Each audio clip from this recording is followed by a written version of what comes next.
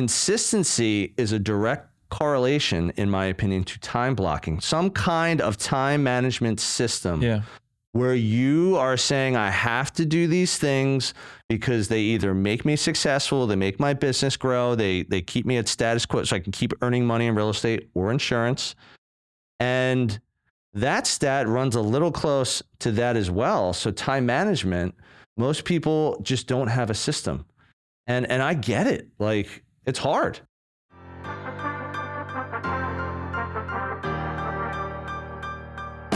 Welcome to the podcast dedicated to real estate, insurance, and everything in between. Join us as we take you along our own brokerage building journeys with additional wisdom from our network of business experts. Welcome to Bricks and Risk.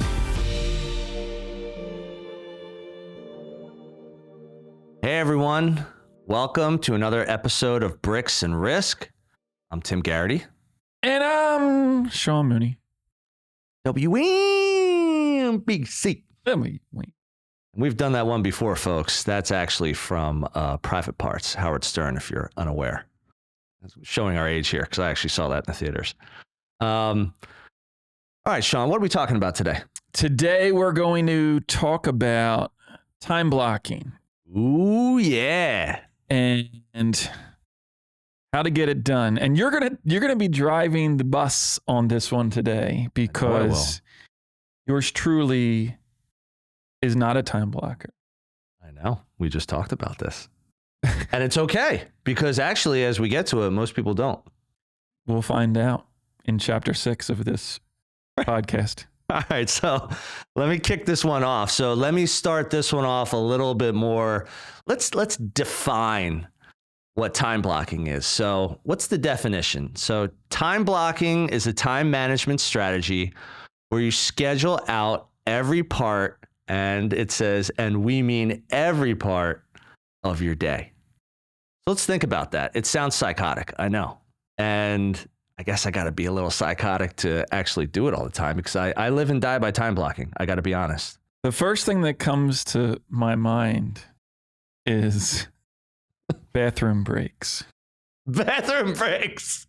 Are they on your block? Are they have a block? They don't. Okay. That's just me, getting older and having to go every hour. Understood. But if we're talking about actual time blocking, why it's important and why it can help the vast majority of people who don't do it, I think the biggest reason most people don't do it is just it requires a very high level, in my opinion, of self-discipline. And that's just a hard thing to come by. Self-discipline is hard. It's hard for everyone. It's hard for myself. It's hard for you. Yeah.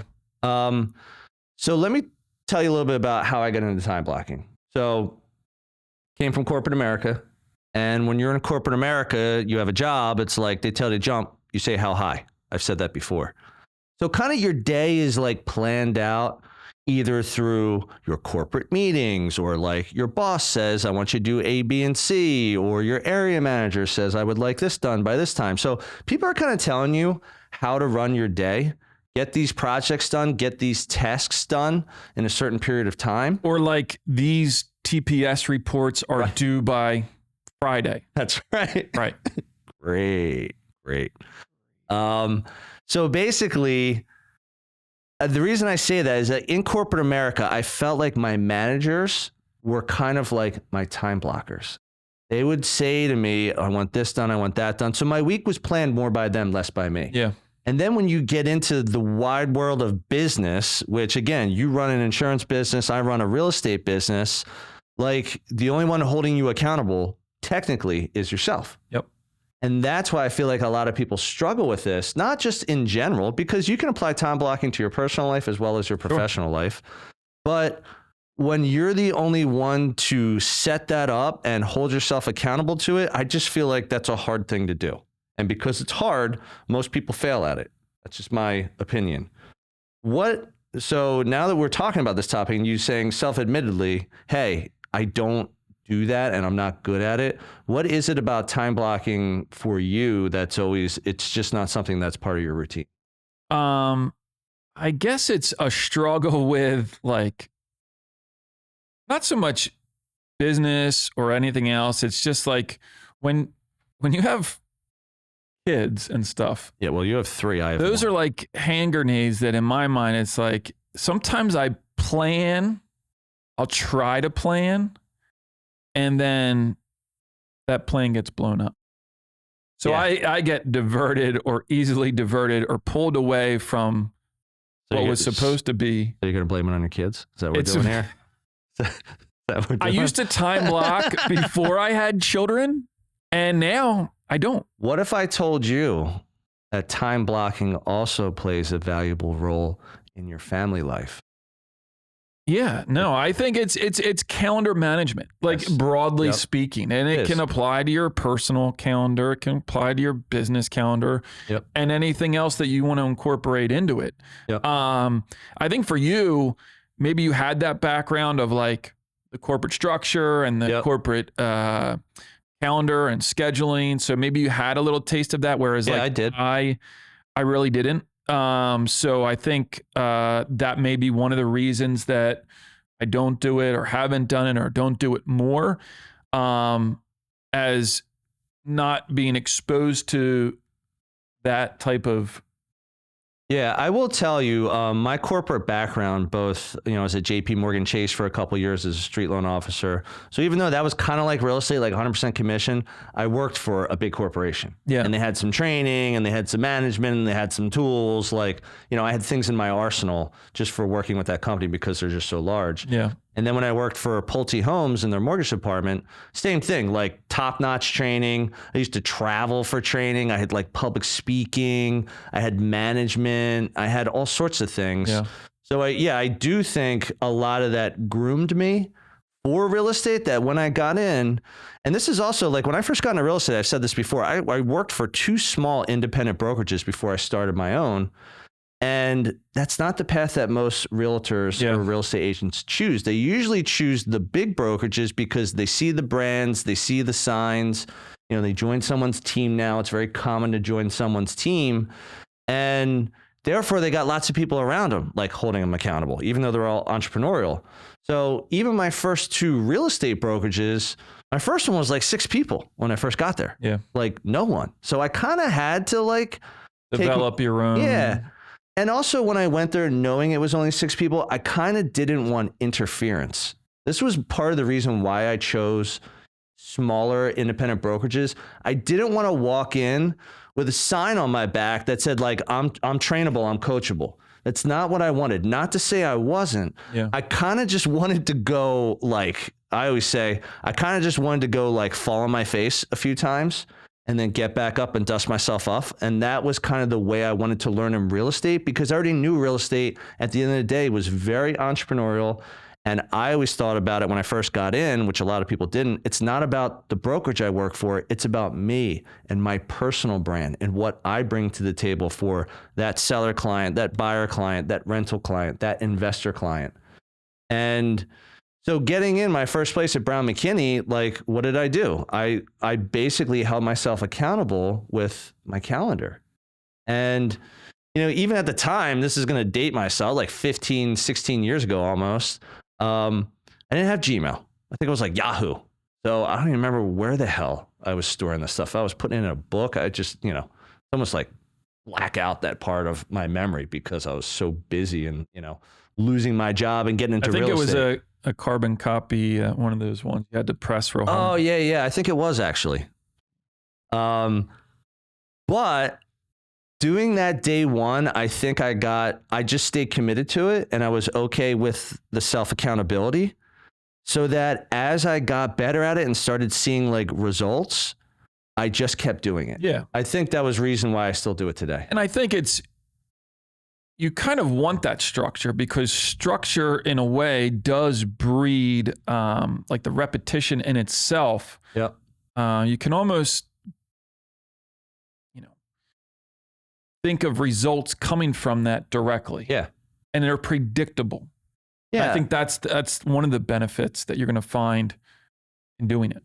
I think also, like, more people than not, again, just my opinion, busy feels like you're productive.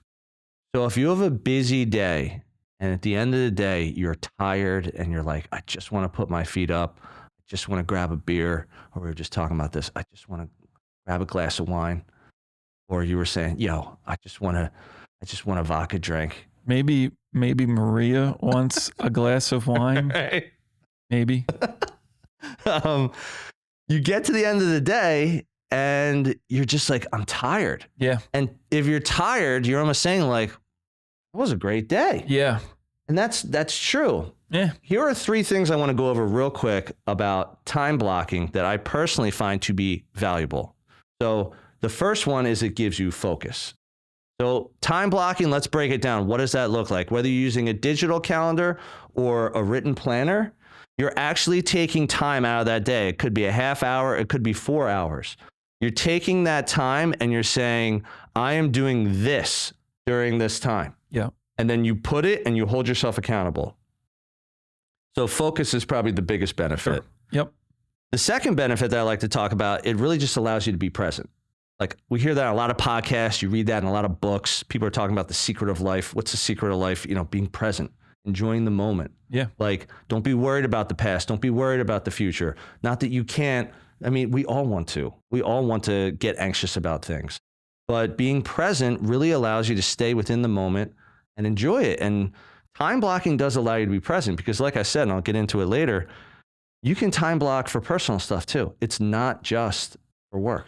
Well, you're not getting dragged in another direction. Yeah. You're kind of saying to yourself, okay, whatever you have on that counter, whatever you're scheduled out is like, I'm going to be here for this at this time. Yep. And so you don't have the anxiousness of, oh, am I going to do this or follow up with this? No, it's like, no, I have this mapped out. This is what I'm doing. This is what I'm going to concentrate on. Yeah. No, it's a really good point. And then the third reason that I believe time blocking is valuable, it really allows you to separate quality over quantity. Because again, you can be busy with a lot of quantitative things. Yeah. Like you can just do a whole bunch of things in a day and you're like, I was busy, you go home, you're tired. Like, and there's nothing wrong with that. But what did you really do? And what did it do for your business? What did it do for your personal life or your family? And I think focusing on those 3 things, so the focus, being present, and quality over quantity, that's really what allows you to get good at time blocking. Because let's look at time blocking in general. Like, there's only so much time. So you look at your week. If you're a Monday through Friday kind of worker, you got Monday through Friday. And you're not working from, 12:01 a.m. to 11:59 p.m. That's not what you're doing. You got to sleep, you got to eat, you got to have a life, you got to rest, or you got to relax. So with that being said, you're going to look at your work week and you're going to say, okay, I have 40 hours to work with. I have 50, 60 hours to work with. And within those hours, you start to section off parts of your day for certain things. Now, I would say when I first got started in real estate, I used time blocking for work. That's how I looked at it. It's like anything else I got going on, I'll just figure out. Like your work schedule. Yep. And then anything outside anything else would just figure it out. Take it when it comes and that. And again, I was newly married. I was married for probably like a year and a half when I got into real estate, and I didn't have any kids. I had a dog, easy to manage. And I literally just said, all right, I'm going to block out certain times of my week for my business. Some of the early things that I time blocked for that even got me into this, the number one thing I tell every real estate agent I meet, whether I know you or I don't know you, and if you know me, you've heard this, is I send out a monthly email newsletter. Not only that, it's a very high quality monthly email newsletter. And I've pretty much have not missed a month, maybe 1 or 2 in almost 15 years. Yeah, I think it was November of 2020. Yeah, you do remember, and you would. But with that being said, that was one of my best and earliest examples of saying, this is one of the biggest contributors to my business. Therefore, it goes on my calendar, and therefore I never miss it. And what is that? That's like, I'm going to devote this hour. So you see the value in the newsletter. You say, hey, this is very important to me. This is, a critical piece of my business marketing. I'm because of that, I'm going to ensure that in order to get it out every month, I need to have a space on my calendar that's devoted toward getting this out. Yep. Is that the thinking? Exactly what it is. And what happens is you start off maybe with something like that in the beginning. You're like, I need an hour. Yep. You know how long it takes me now? It probably takes me like 2 to 3 hours because I have 2 different newsletters. I do one that's client facing and one that's agent facing because both of those matter to my business. If you use ChatGPT, could it be like, I do use ChatGPT. 4 minutes. And actually, here's another thing I used to time block for in the beginning, which actually was a part of my newsletter, is I was a big blogger. And when I was blogging, again, we didn't have ChatGPT back then. So I wrote all the content. I did all the research. I did all the editing. I did all the printing and putting out. And then now, recently, probably in the last like 6 to 12 months, I've gotten back into blogging because I do realize it's valuable. I had someone doing it for me for a few years. He was great, but the reason I got back into it is I went to a real estate meeting from my local realtor association, and the guy was talking about ChatGPT. Yeah. And I was like, it was one of those things, like I haven't really used it much yet, but he got into the prompting. Yep. And not only that, he was talking about prompting for a blog post. Yeah. So he had his presentation was like an hour long. Prompting for a blog post was one section of it, and he got into it. And then after they were done, they shared the presentation. I'm like, you know what? I'm going to try and get back into blogging using ChatGPT. And let me tell you, it is one of the best tools out there. It's great for social media content. It's good for blog content. It's good for video content or like topics and ideas and questions. But it doesn't do all the work. Like prompting is our work. You have to understand how to talk to it. Not only that, you can't just take what it says and go with it, because I do feel like some of the stuff I see out there, I can already identify now that I think it's like some kind of AI. It's kind of like Mid-Journey, right? So you create a picture and it's like, it's kind of good, but you look at the like picture in detail and the guy has 7 fingers. I got to be honest. I don't know what the hell Mid-Journey is. Oh, Dylan, Mid-Journey. What? So you gotcha. tell ChatGPT, like, create a kitten in a river on. Yeah, I got you. Yeah, I've seen the AI. It's generated. Images. So you tell it what to do and you can create.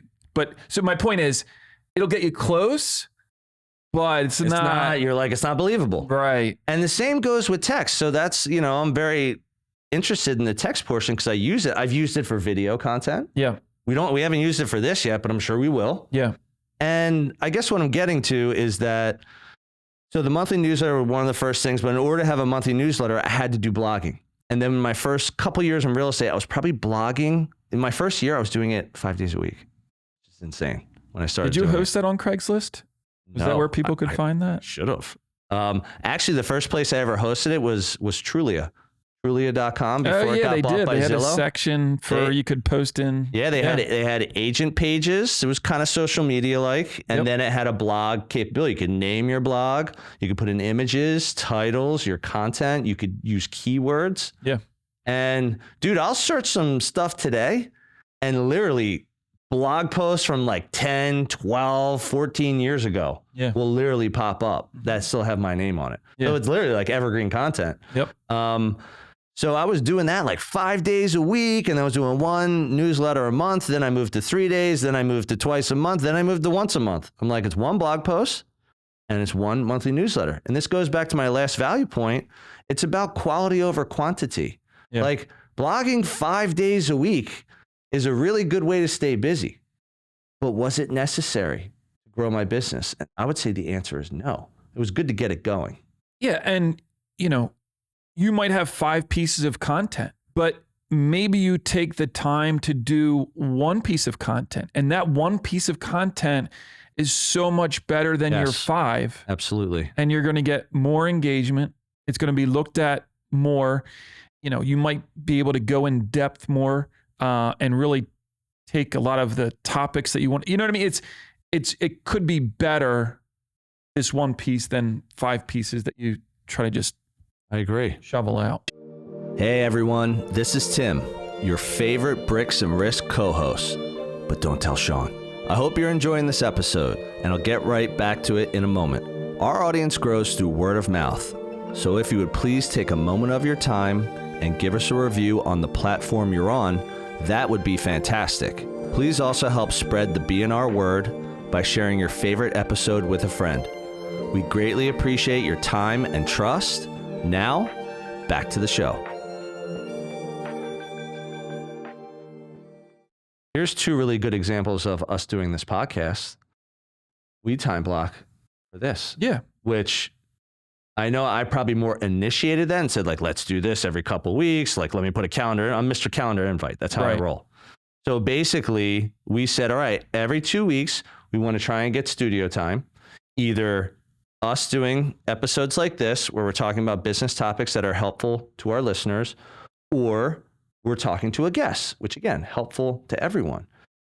Not only that, you and I meet every couple of weeks to talk about how's it going? Like checking off boxes. Like, hey, podcasting costs money. Like it takes time. You got to be organized. Like we're posting this stuff once, twice a week. Yeah. We're doing social media. We're doing YouTube. I mean, we're doing Buzzsprout. We're doing all this stuff. We don't have any help. You got 3 kids. I got 1. We both got businesses. Yeah. We're doing that, and without you even realizing it, we're time blocking for and that. I think that's what it is like when I say I don't time block, it's not I don't time block. It's I don't have my week mapped out. Yep. Like, from 7 a.m. to 7 p.m. Yep.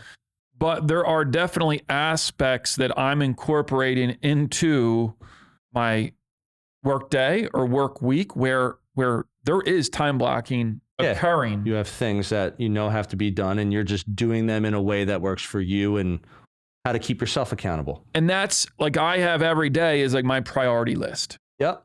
And that's kind of what I run off of. Yep. So it's not like I'm doing between 2 and 3 o'clock. Yep. It's more like, okay, these renewals are coming up, and then prioritizing, what needs to be taken care of today. Or, I got a list of 10 items that I need to get done. These 4 need to get done today. Yeah. And so for me, it's more managing. How many can I knock off? Knowing 4 is my minimum. Yep. Can I get 6 done, 8 done? Right. That kind of thing. And so that's, I work within, I guess, that structure. And it's like, I'll, take time during the day. I'll close my door, and really just sit down and focus and say, all right, these 3 applications need to go out. These 3 renewals need to go out. Yep. Whatever it may be for that day that need to get knocked out. And that's kind of how I work through my day or my week, ensuring that things are getting done, prioritization, timely manner, those types of things. We always talk about we want to give like 1 or 2 valuable nuggets like during each episode. Here's one really valuable nugget with time blocking, and this is scientifically proven. Do your tough time blocking tasks before lunch. Meaning, whenever you start your day, you could start your day at 6 a.m., you could start your day at 10 a.m. It doesn't really matter. But before you eat, and maybe most people eat 11:30, 12, 1 o'clock, whatever. Like, figure out when that happens. Let's call it your midday break, even if you don't eat lunch. Get all of your most important time blocking tasks done before you get to that time. Because what'll happen is that most people, whether you're a morning person or not, you're most energetic in the beginning part of the day. And then once you get past lunch, whether you have no lunch, a snack, or a big lunch, you're going to be more tired. You're going to start looking ahead and be like, oh man, it's already like 2 o'clock. Like, I got to go pick up my kid. I have to do this with my family. I have a listing appointment at 5 o'clock. Hey, I got to do a renewal at 4:30. Like whatever it is, those are things that always happen in your day. But if you were like, hey, I need to blog and I need to get a newsletter done like today, because if I don't, I'm going to miss my month. They should be done in that first window of the day. They say, some people, to take that and spin it a different way. Well, we have to, because that's how we roll. Eat the frog. Eat the frog. Explain that. So there's something that you want to put off that you're like, oh, I'll get to that later, because it's difficult. It's a difficult conversation. It's got to focus. You got to put brain power into it.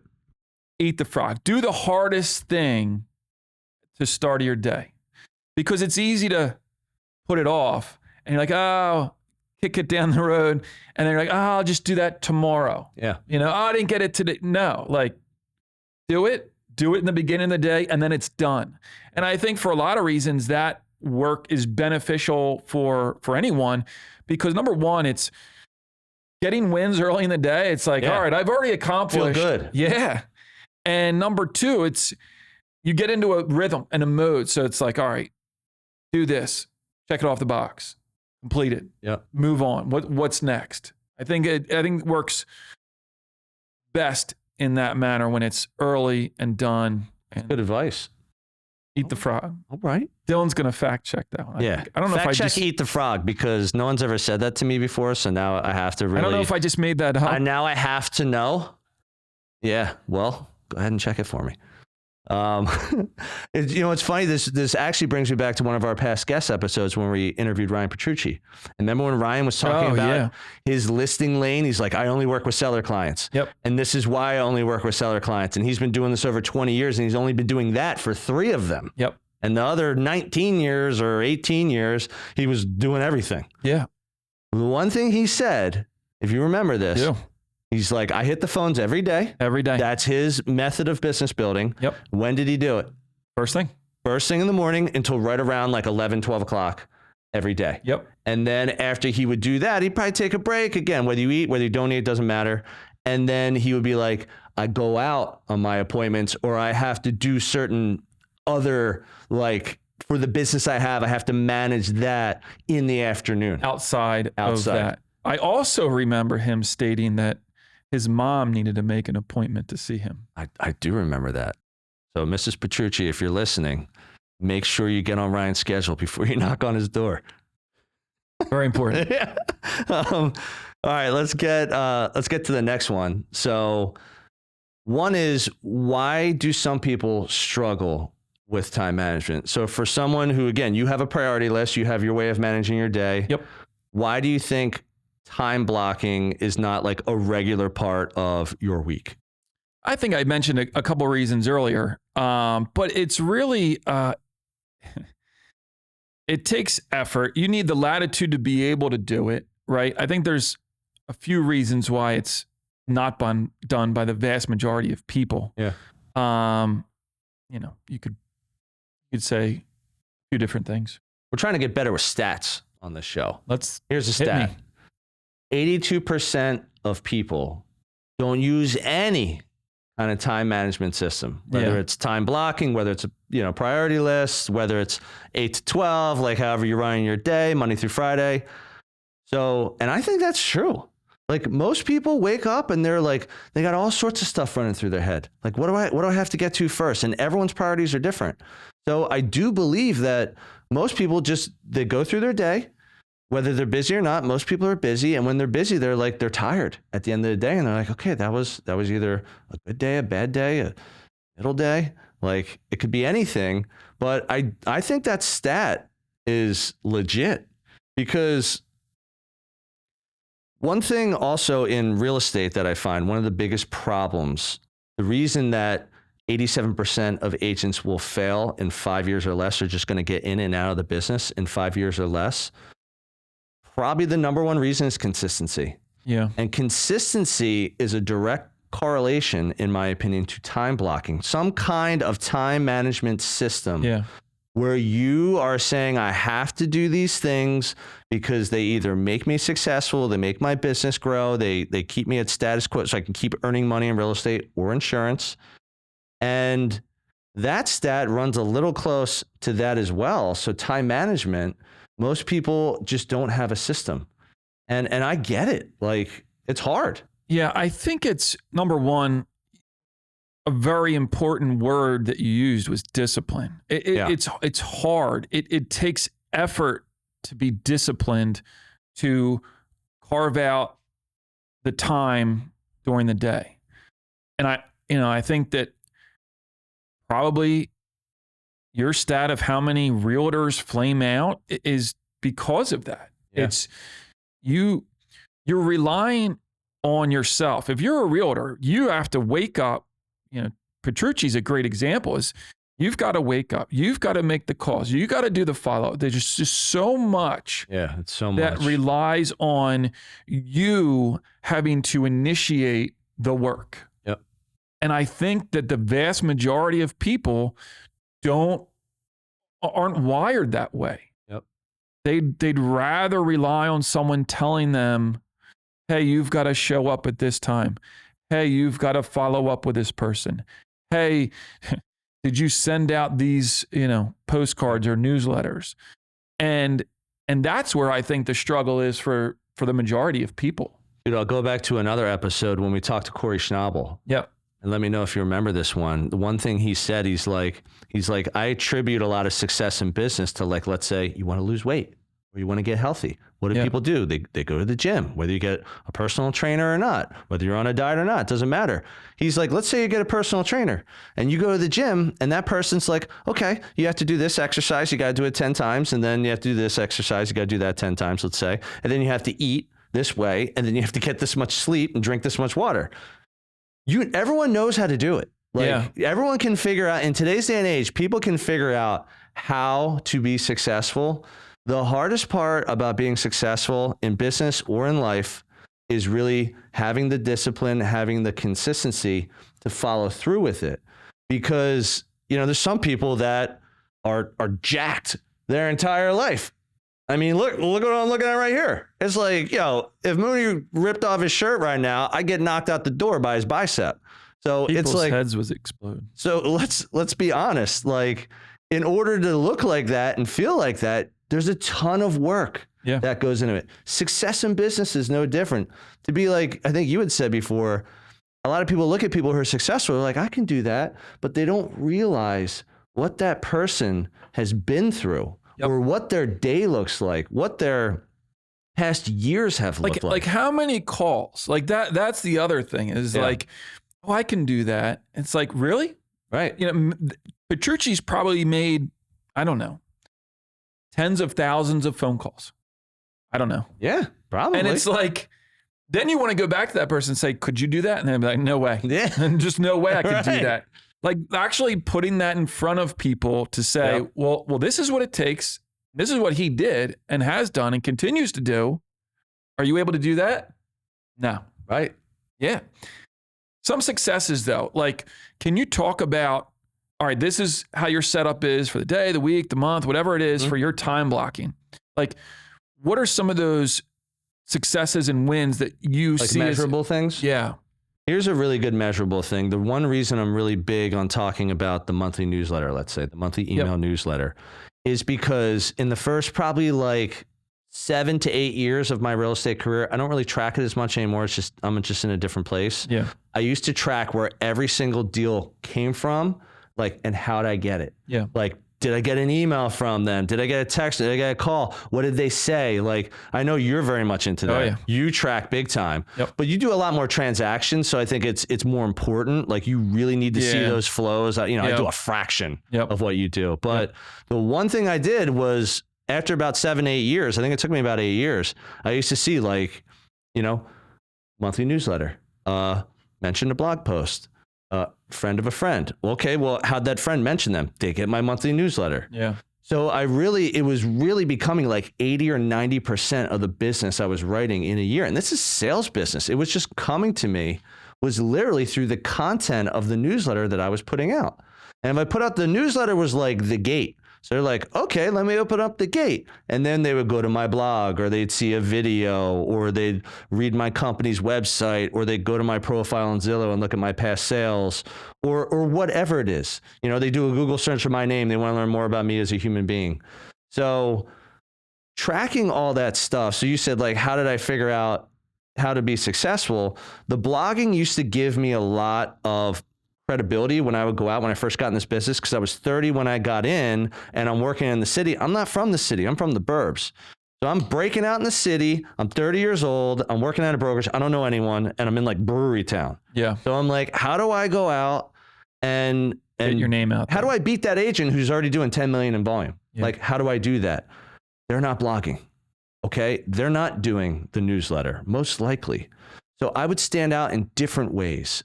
And then by doing that content, doing more of a content marketing strategy, which I think was my strategy from day one and continues to be today, that's how I've realized success. And then a lot of my time management is around my content marketing strategy now. It's like, I know I have to do those 2 newsletters. I know I have to do video content. I know I have to do blog content. I know I have to do podcast content. So knowing all that, it's taken 15 years, just like it takes most people years. Let me extrapolate something from that. And I think what people out there can have as a nugget, a takeaway, is number one, you were doing things that other people weren't doing, right? You were trying to find an advantage over the other agents. Correct. So what I would say to any business owner, and it can be real estate, insurance, whatever, is find something that, you know, you can use as an advantage for your own business. Yep. Number one. Number two, make your priority list. I think a lot of people struggle with the idea that I can't block out my whole week, right? Like that's, you know, how do you eat a whale? Right. No, I'm asking you. Yeah. One bite at a time. One bite at a time. You don't need to create your whole entire week. I think we're like eating whales. We're eating frogs. Like, what books are you reading, bro? Moby Dick. What I think people should focus on is find something that you can use as an advantage that someone else isn't doing. Number one. Number two, prioritize. Take 2 or 3 things that you know are going to create real value for you, your business, that is going to give you that advantage, and block those off. Yeah. If you can start by dropping in, you know, just say it's 1 hour, one day during the week. Yep. So you've got 5 hours during the week that are going to create real value for you. Start there. Yeah. No, you really do. You have to start small. Yeah. And that is definitely the way I started. Here's another quick statistic to kind of finish this one off is, you know, what kind of results does time blocking bring? So it's like, we're talking about all these examples, but like, let's get statistical.